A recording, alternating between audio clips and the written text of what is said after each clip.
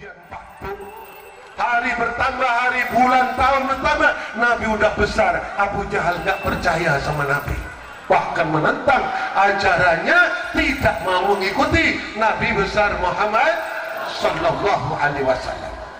Kemudian bagaimana di sana? Setelah lama kemudian peranglah Badar. Abu Jahal meninggal dunia. Kemudian Abu Jahal dipimpikan oleh kawan, oleh saudara-saudaranya. Abu Jahal, bagaimana kamu sekarang hidupnya di kuburan? Kamu menentang Nabi, kamu tidak percaya Nabi, kamu akan bahwa Nabi ini adalah orang-orang yang ahli tenung, ahli macam-macam. Akhirnya Bapak Bu di sana. Kemudian apa di sana? Cuma saya dalam itu tiap malam, tiap hari semuanya saya dikebukin oleh malaikat karena saya nentang. Cuma hari Isnin saja saya diprioritaskan oleh Allah, jadi dia tidak disiksa dan keluarlah air susu dari aba ibu jarinya, bisa diminum tiap hari Senin Pak Bu. Orang kafir yang hanya bersenang dengan kelahirannya Nabi, setiap hari Senin di kuburan dimuliakan oleh Allah, keluar air susu dari apa ibu jarinya Pak Bu. Apalagi kita yang iman, kita yang cinta, kita yang selalu membaca sholawat, kita yang selalu mengagungkan Nabi besar Muhammad Sallallahu Alaihi Wasallam. Insya Allah di kuburan kita enak semua. Allahumma Allahumma. Karena itu seringlah dengan membaca sholawat. Itu Pak Bu. Ada cerita lagi di Mesir, tapi ini panjang, nanti waktunya nggak cukup Pak Bu. Ini ada yang pidato dua Pak Bu. Insya Allah saya khusus menceritakan Maulid, kemudian Al Habib Muhammad nanti, yaitu cerita tentang Khulsyah Abdul Qadir Al-Jailani. Saya hanya ingin cerita satu apa yang disampaikan oleh Ka'ab bin Akhbar, seorang pendeta Yahudi tapi masuk Islam. Ada Ka'ab bin Akhbar, ada Al-Habib bin Rabbih, ada juga yaitu Abdullah bin Salam. Ini adalah dedengkotnya orang Yahudi masuk Islam. Kata Wahab bin Rabbih begini, Ka'ab bin Akhbar begini Pak, alamani abi at-Taurata ila sifrul wahidan wa kana yaktumuhu wa yadkhiluhu sunduk falamma mata bi fatatuhu fa ittafi nabiyyun yakhruju akhir zaman mauliduhu bi Makkah wa hijratuhu bil Madinah wa sultanuhu bi Syam ila akhir.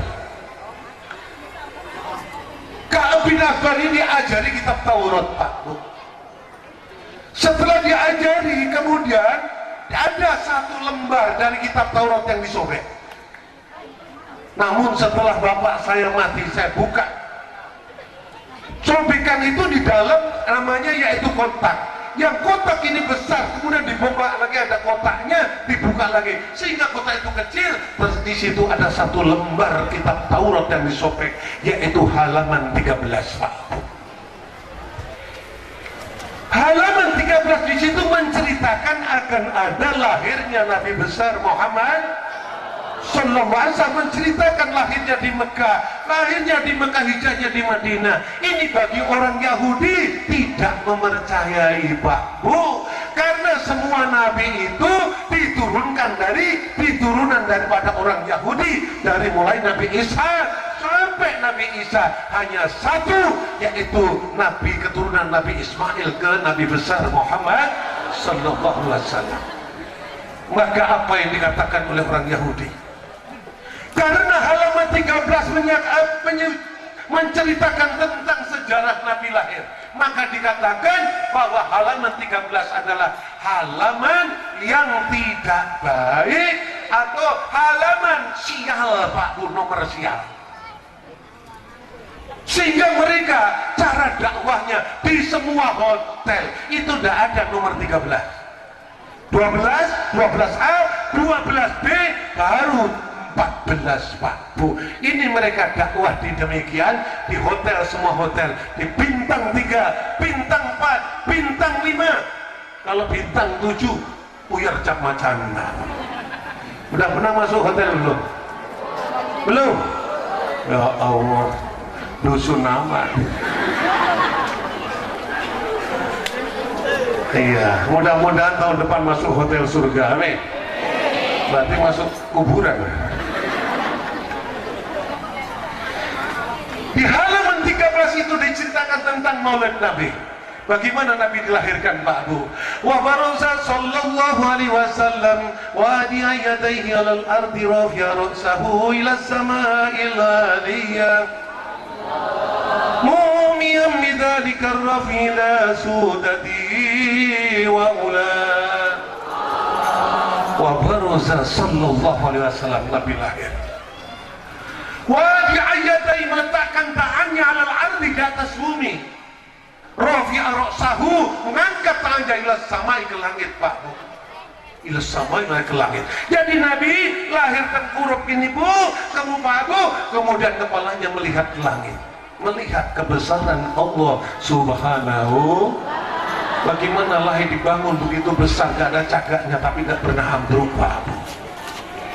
Bagaimana matahari di atas gak ada gantungannya tapi gak pernah jatuh.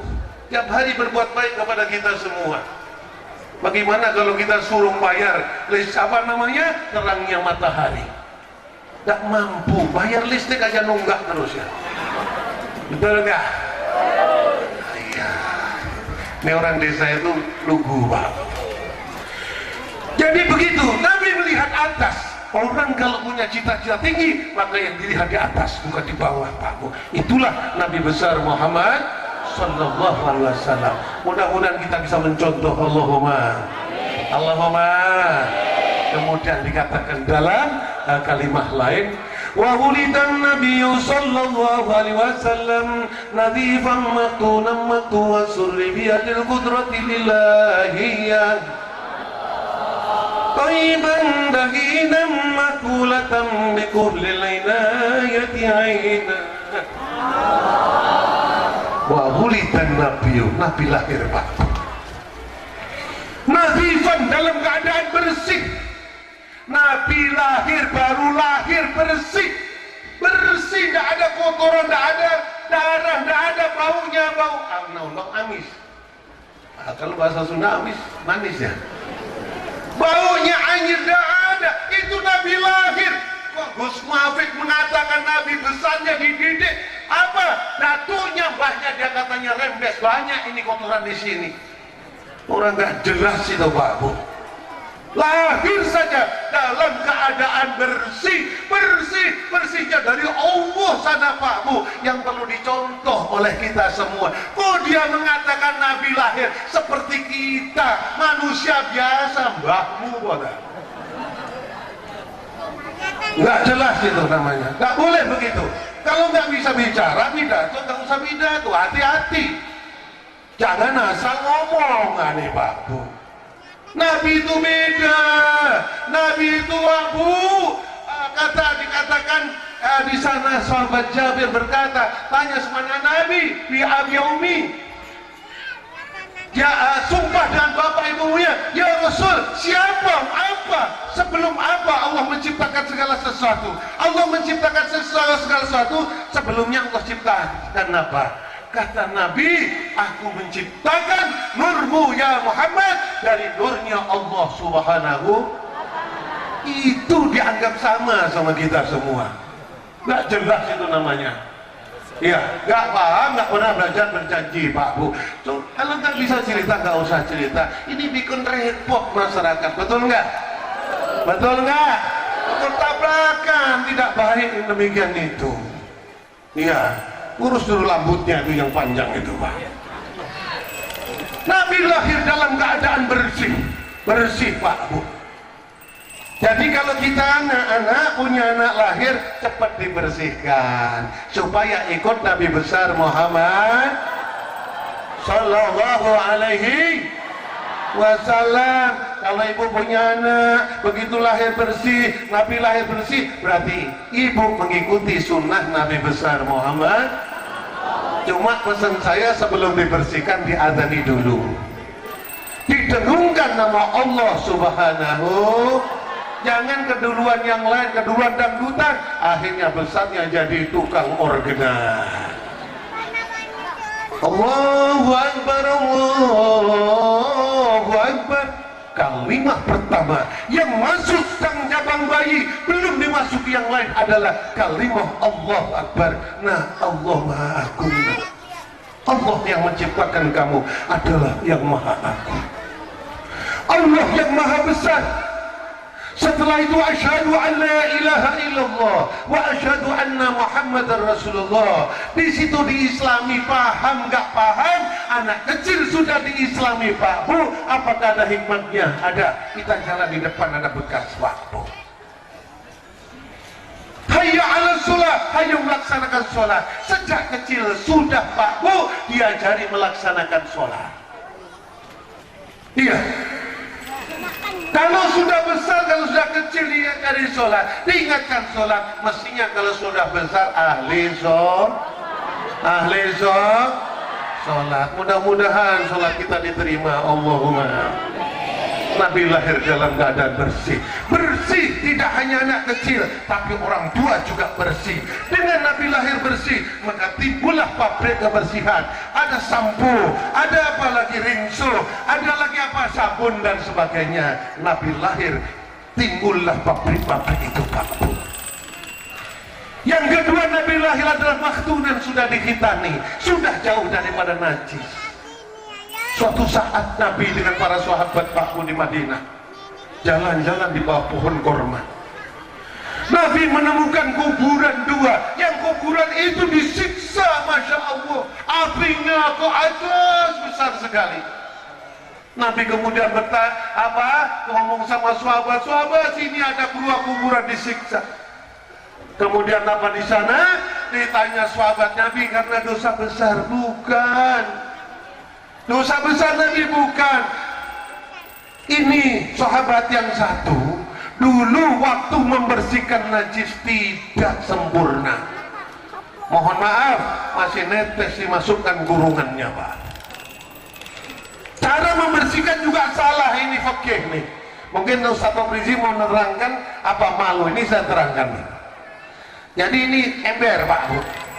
Ini dimasukkan tangan kita, kemudian ini najis semua, ini najis, ini najis. Ini harus disiram. Kalau nggak disiram, najisnya masih banyak Pak Bu. Dan itu kalau bahasa apalagi itu harus dibersihkan Pak Bu, dibersihkan sebersih-bersihnya. Di apa namanya? Kalau di bahasa Jermannya dipelintir atau gimana? Supaya keluar semua baru dibersihkan. Itu laki-laki. Tapi kalau perempuan lain Pak Bu, apa di sana harus dia keluarkan suara 3 kali, biar keluar semua.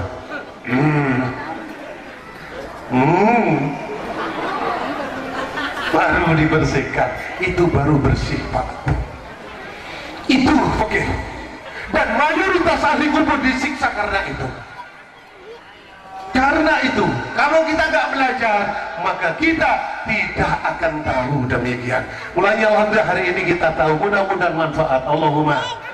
Bagi orang yang dengarkan, Allahumma. Kalau yang di sana ribut, kacau itu Pak. Karena setan itu ada 3. Setan bangsa manusia, setan bangsa jin. Yang ketiga, setan gepeng alias HP, itu setan Pak Bu. Hati-hati, awas ada setan di depannya mana. Ini ada setan ketiga. Ini mayoritas siksa kubur itu satu itu Pak. Satu itu di situ.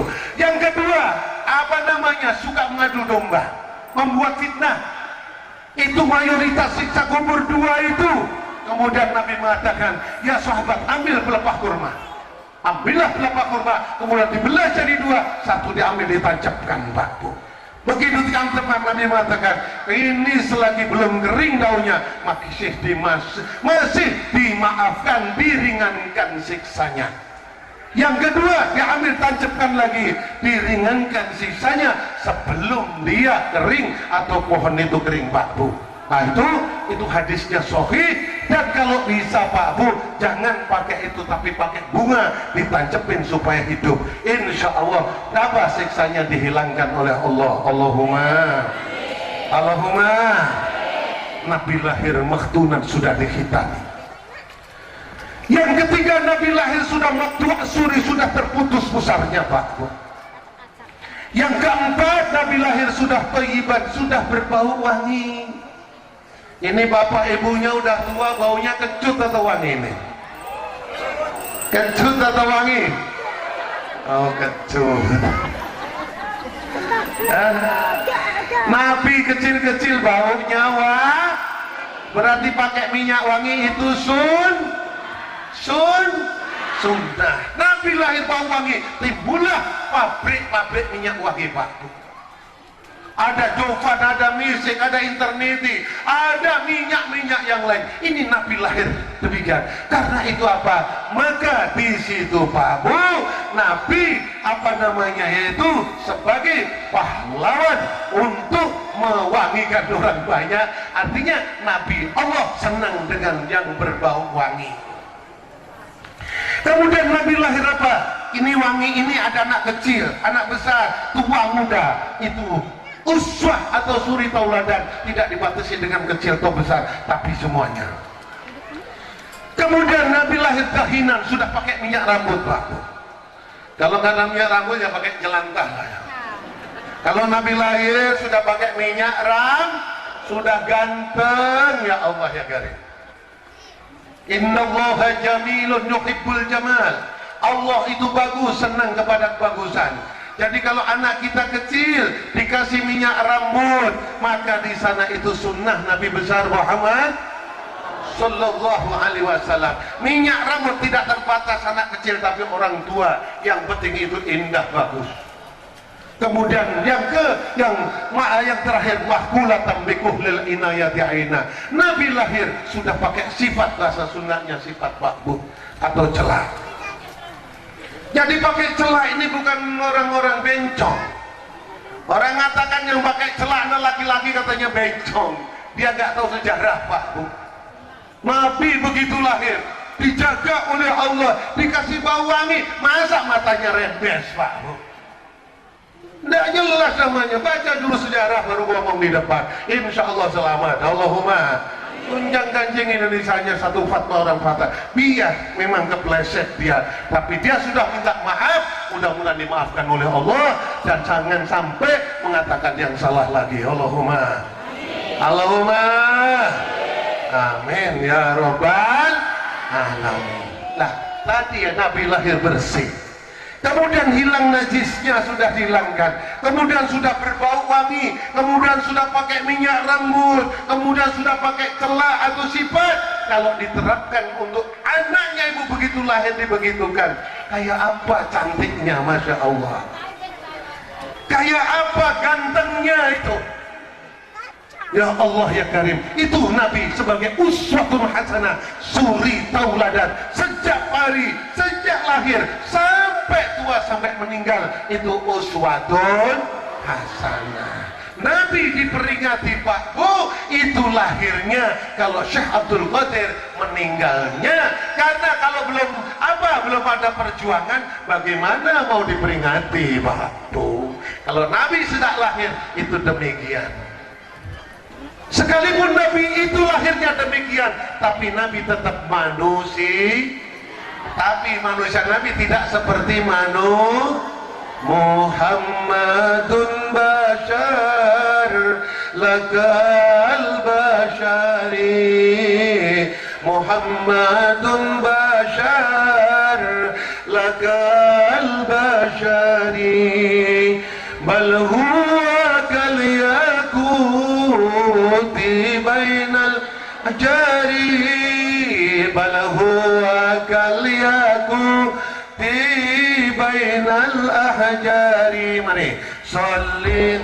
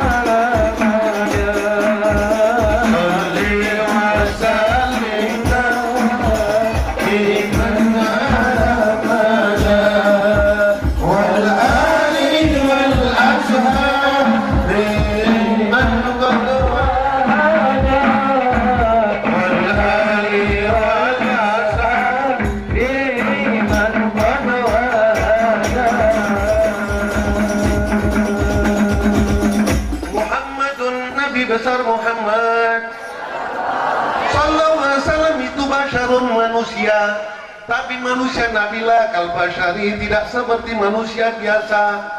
Bal huwa kal yakut, bahkan Nabi seperti intan bermata bainal asjari, di antara batu-batu hitam. Batu hitamnya kita semua, Nabi adalah permatanya. Kira-kira beda enggak? Beda enggak? Batu hitam satu truk harganya berapa? 500. Batu permata, batu berlian berapa? Dulu saya sering di Kalimantan, di Martapura, Jakarta, di Surabaya saya sering pidato Pak Bu. Di Martapura itu banyak jualan berlian, itu kayak apa? Kayak jualan kacang. Saya tanya segini, saya tanya berapa harganya ini? Murah, cuma 250 juta. Ini jual kuburan berapa kalau gini nih? Yang ngasih duitnya nggak cukup Pak Bu. Jadi Nabi itu seperti berli, kita seperti batu murah. Kalau gitu Bapak Ibu diciptakan barang murahan ya. Iya, Nabi itu seperti berlian. Mudah-mudahan kalau kita mendekat dengan berlian, kita akan menjadi berlian. Allahumma. Hadirin yang dimuliakan oleh Allah Subhanahu wa Ta'ala. Kebiasaan orang Arab, begitu lahir anaknya, yang ngasuh itu orang lain, Pak Bu. Waktu itu Nabi yang namanya di daerah Bani Sa'ad itu tiap tahun itu dia buruh mencari untuk netein orang. Jadi ada 40 perempuan pergi ke Mekah untuk menyusui anaknya orang lain. 39 dapat terakhir Halimatus Sa'diyah, dapat Nabi besar Muhammad sallallahu alaihi wasallam. Begitu dapat dipangku, diambil oleh Halimatus Sa'diyah, dikasih ASI sebelah kanan mau, tapi dikasih kiri gak mau Pak Bu. Kasih kanan mau, kiri nggak mau. Ternyata Halimatus Sa'diyah sudah punya anak, namanya siapa? Namanya yaitu Syaimah. Nah, Syaimah ini saya ambil nama anak saya pertama, namanya